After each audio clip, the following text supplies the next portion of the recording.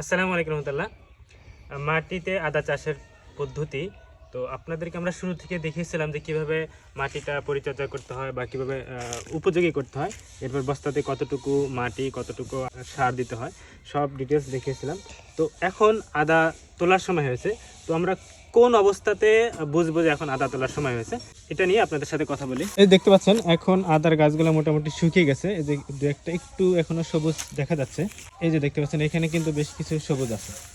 এখন যারা মানে আপনার বিক্রির জন্য বা খাওয়ার জন্য তুলতে চান এই সময়টাতে আপনারা তুলতে পারবেন ইনশাআল্লাহ। হ্যাঁ, এই সময়টাতে তুলতে পারবেন। এখন আজকে মাঘের 3 তারিখ, জানুয়ারির আজকে হলো 17 তারিখ। তো এই সময়টা যারা খাওয়ার জন্য তুলতে চান তারা তুলতে পারবেন বা বিক্রির জন্য। আর যদি আপনারা বীজ করতে চান তাহলে আপনাকে একটু পরিপক্ক করতে হবে, এজন্য আপনাকে পুরা মাঘ মাসটা রাখতে হবে, মানে ফেব্রুয়ারির প্রথম সপ্তাহে আপনি তুলতে পারবেন ইনশাল্লাহ। তো এটা হলো বিষয় যে কখন আমরা আদা তুলবো কখন তুলবো না, এটা নিয়ে অনেকে কনফিউশন থাকে। গাছ তো অলরেডি মরে গেছে, কিছু কিছু সবুজ আছে, সব কিন্তু একসঙ্গে মরবে না, একটু আগাপিছ হবে। তবে আপনি এই সময়টাতে এখন আদা তুলতে পারবেন, মানে মাঘের শুরুতে আপনি আদাটা তুলতে পারবেন ইনশাল্লাহ।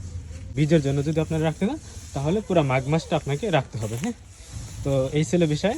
তো যারা মাটিতে আদা বা বস্তাতে আদা চাষ করতে চান, কিছু প্রশ্ন যদি আপনাদের থাকে বা কিভাবে মাটিটা তৈরি করবেন বা বস্তাতে কতটুকু মাটি দিতে হবে, এই ডিটেলস বিষয়গুলো নিয়ে আমাদের আরও সামনে আপডেট আসতেছে ইনশাল্লাহ। আমি এবছর অল্প কিছু বস্তা লাগিয়েছিলাম, প্রায় 100-র মতো।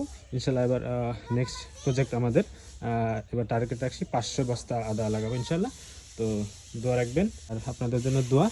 আর অবশ্যই আপনারা বাসায় বাড়িতে এরকম লাগাতে পারেন, খুবই খরচ কম এবং বাড়ির জন্য নিজেদের খাওয়ার জন্য বা আপনারা যদি কেউ চান বিক্রির জন্য আপনারা এই আদাগুলো লাগাতে পারেন ইনশাল্লাহ। আসসালামু আলাইকুম রহমতুল্লাহ। মারিজ আগ্রহ থেকে আপনাদের সবাইকে আন্তরিক শুভেচ্ছা।